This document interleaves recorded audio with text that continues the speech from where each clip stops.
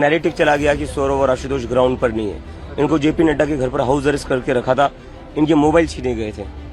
इनके पास अपने मोबाइल भी नहीं थे। इनको जेपी नड्डा के घर पर हाउस अरेस्ट करके रखा था। इनके मोबाइल छीने गए थे। इनके पास अपने मोबाइल भी नहीं थे। छात्र आंदोलन नेतृत्व को नहीं विवाद तीव्र होइछे। किछि समालोचकक अभियोग आंदोलन किछि नेता कैमरा सामने मिछ तथ्य उपस्थापन करथिले एवं परे सही दाबीगुड़िक भूल बोली सामना को आसिला। एहाकु नहीं सेमानक विश्वसनीयता उपरे प्रश्न उठिछे। समालोचक माने एही घटना को आम आदमी पार्टी और अरविंद केजरीवाल विरोध में अतीत में होइथिबा विवाद सह तुलना करी कहिसेंति जे भूल तथ्य देई साधारण लोकन को विभ्रांत करबा गणतांत्रिक आंदोलन पई शुभ संकेत नुहे।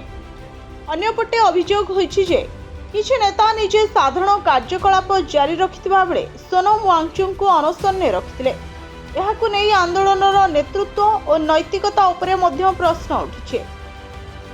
सबुठारु बड़ चिंतार विषय होइछि छोट छोट पिला और छात्र छात्री को आंदोलन में सामिल करा जाउथुवा अभियोग।